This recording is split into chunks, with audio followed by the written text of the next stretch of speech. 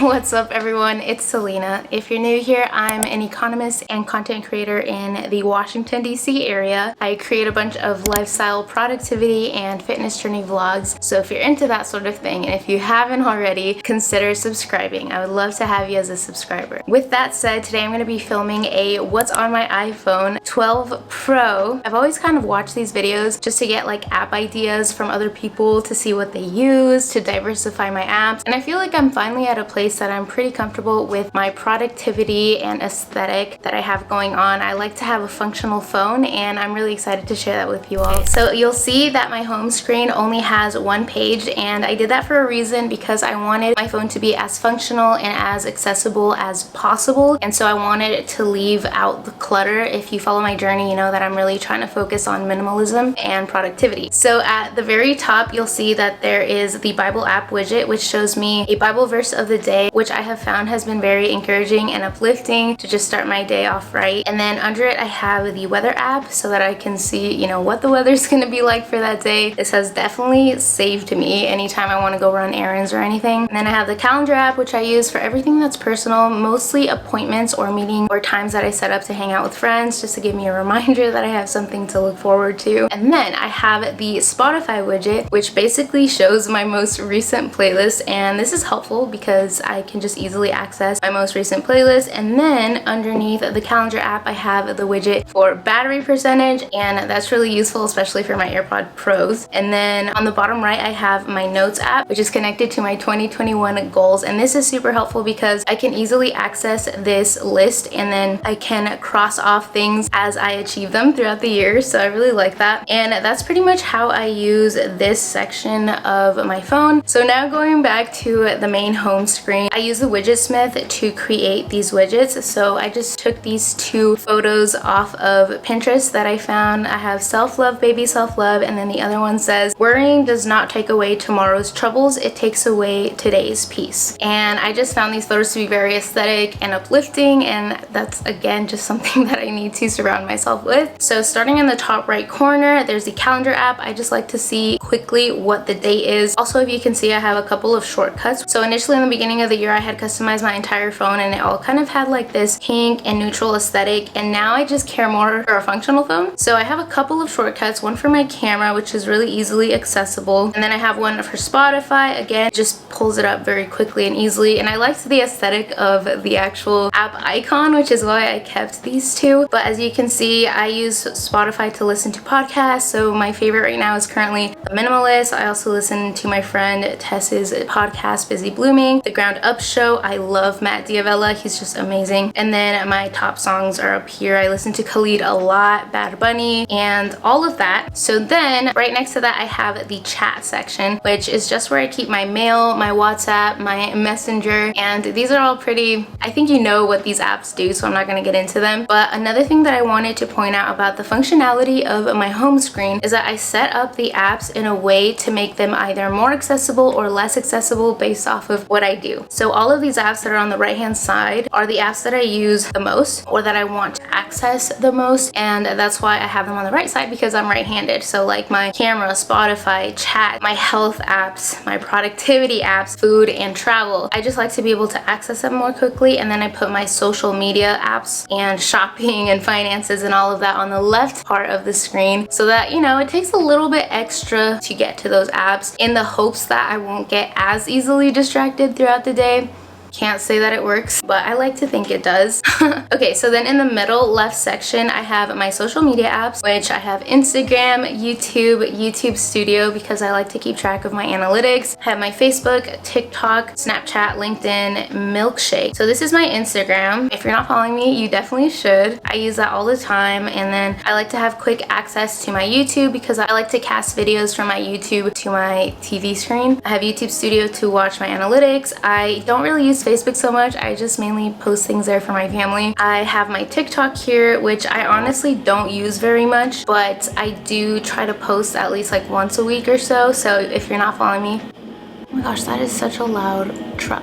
So annoying. Okay, so getting back into it, if you're not following me on my TikTok, you definitely should. I don't really use my Snapchat, I just have it there to look back on memories. My LinkedIn is here, which I don't really check my LinkedIn very often anymore since I'm not looking for jobs at the moment, but I do like to check in sometimes to see people's life updates. So Milkshake is what I use instead of having a link tree, and it's honestly just a more aesthetic way to put a link in your bio, and this is what it looks like. You can edit and customize it however you want it to look. I always edit my latest video section every single time that I post a new video so that it's really easy for you all to access. So that's Milkshake. And then Magic Links is something that I recently uploaded because I created a Magic Links profile so that I could share links with you all and also get like a little bit of commission from it. That's what affiliate marketing essentially is. So like the links in my description of this video, some of them are affiliate links. So if you use my links, then I get like a tiny percentage from the purchase that you make using my links, but it's no extra cost to you. So that's just how that works. That's what Magic Links is. And in the next folder, I have photo and video. So this is where I have all of the things that I use to make my thumbnails, how I edit my Instagram photos, and all of that. I use Lightroom religiously. I use PhotoGrid for my thumbnails, Fonto to add text to my thumbnails. I use Retouch if there's ever anything in the background like this vent thing that's in the background that I want to remove from a photo. I use Retouch. PixArt is also something that I use when I want to add overlays to photos or to thumbnails. InShot is something that I use to edit videos that are vertical and in portrait mode instead of horizontal in the landscape mode. So I use InShot to edit like TikToks and Reels and all of that. Planoly is something that I use to plan out my Instagram feed. I don't use this as often as I should really, but it's just a really easy to use app. I use it whenever I do want to actually be on top of my Instagram feed. Canva is something that I use for all kinds of things. I use it for designs for my stories, for my Instagram posts. Sometimes I might use it to create something that I want to use in one of my YouTube videos. It's just a really awesome tool and it's free. Visco, I honestly might delete that. I don't really use Visco anymore. Procreate Pocket is really cool because it allows you to essentially draw on any videos, to do like graphic design from your phone. If you don't have an iPad, you should definitely look at getting the Procreate Pocket app. So shopping I have over here. This one, again, I feel like it's pretty intuitive what these things are. I have Amazon, Target, Etsy, and then I have a cars one because I'm looking into cars now and I want to slowly start saving up for a car. So I'm religiously always looking at listings, mainly because I'm kind of obsessed. And apartments are here as well because I like to just look at what different prices of apartments are in different areas. It's just something I enjoy. In the finances section, I have Venmo. That's obviously what I use to send and receive money between friends. I have my banking accounts, First Tech Discover, my credit card accounts here. This is like what I religiously check every single week, sometimes every single day, just to make sure that there aren't any weird purchases coming out of my account. I use PayPal. I use the Mint app, which is something that I use to create savings goals and also to track my expenses. I have the AdSense app, which essentially allows me to see how much AdSense revenue I have gained from you all watching my ads on my videos. So thank you for your support. And then American Express, which is a credit card. Oh, and I have Vanguard because I want to start investing, but I haven't really started getting into that. That's something that I recently uploaded. Oh my gosh, there's another truck.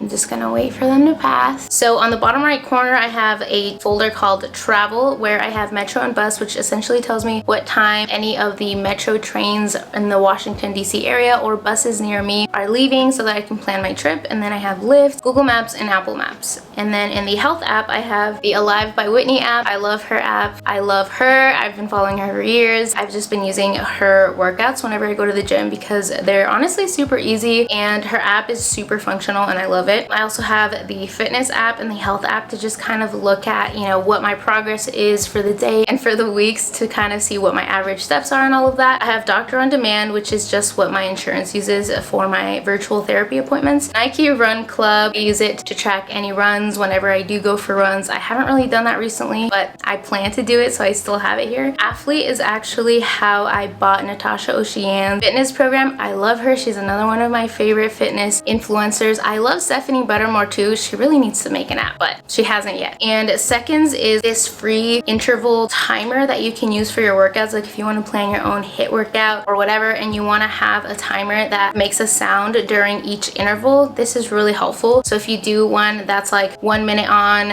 and 10 seconds in between as rest, you can do that, or you can go in and customize it yourself to set how many number of sets you want to do, how long you want to be working out on high intensity and low intensity, and it'll make a sound when it's almost time for your rest or almost time for you to do the next set. I think it's really helpful and it's free. And then the last one is Renpho, which is just something that I used to use because it connects to my scale and it just keeps track of my weight, but I haven't weighed myself in months, so not really relevant. Obviously you all know what food apps are, but I have Grubhub. I don't trust the other ones, Uber Eats or DoorDash. I've just had really bad experiences with them. I have Starbucks, Dunkin', and pizza. Their pizza is amazing. Sweet Green, Chipotle, Crumble, Panera Bread, and Yelp. Again, I think these are pretty self-explanatory, and these are the ones that I use the most often, which is why they're in this food app. But especially the top 2 rows, I would say those are the ones I use the most often. Getting into the productivity folder, I religiously use Asana to plan my YouTube videos and my content. So that's what this is for. I usually use it in the board mode. So what I do is I set a due date for when I want to film a video by, and then once I complete that, I move it to another board over here. So this is the next video to film, and then over here I move it to this board where it says edit video or publish, and then I will set the due date in this board to the date that I want to actually publish the video. So now this one right now, which is the what's on my iPhone video, the deadline for this task is set for tomorrow. So that means that tonight I'm going to edit this video and publish it tomorrow. So that's how I plan my content, how I keep it up to date, and I organize it. So then I have my notes app, again pretty self-explanatory. I use it to make to-do lists. I have business ideas that I keep track of, goals, grocery lists, Instagram captions, I plan them out here, and other lists, to-do lists and things like that that I go back to and I just like reuse them. So that's what I have in my notes. And then Google Docs, I just love having those apps on my phone because I can easily make changes to them on my phone if I ever need to on the go, but then I can also access them from my computer, and same thing for Google Drive. And then I have a widget for the Alive app, and I love it. It's so cute. It's just so inspirational. It's a beautiful day to be alive. I love Whitney. Oh my gosh. And then you just easily click on it and it'll take you to the app itself, and you can click on the workout and pick up where you left off. So I love that. And then lastly, the bottom 4 apps are the ones that I use the most often. These ones are shortcuts. I just liked how they look a little bit more aesthetic, and they're already super easy to access, so I don't mind that it takes like a millisecond longer to open. So the bottom left app that I have is the phone app, and I'm not going to open that because you're going to see everyone's phone numbers. And then the second app is for messages, iMessages, because I use that all the time. And the third app on the bottom is it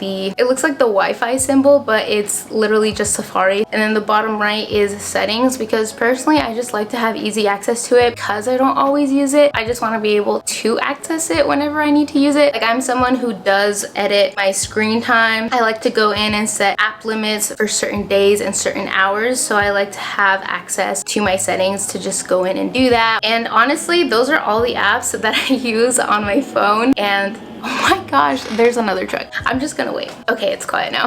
So those are all the apps that I use on my phone for productivity and for functionality. I hope that you all enjoyed today's video and just learning what's on my iPhone. If you did, please be sure to give this video a thumbs up and make sure to comment down below what is one of your favorite apps on your phone, because I always love to know about new apps that I can use. So make sure to leave a comment down below. I respond to every single comment and I love chatting with you all in the comment section. And if you haven't already, make sure to subscribe and turn on my post notifications so you don't miss a single video from me. I post every Sunday, Wednesday, and most Fridays. So with that said, I'll see you all in the next video.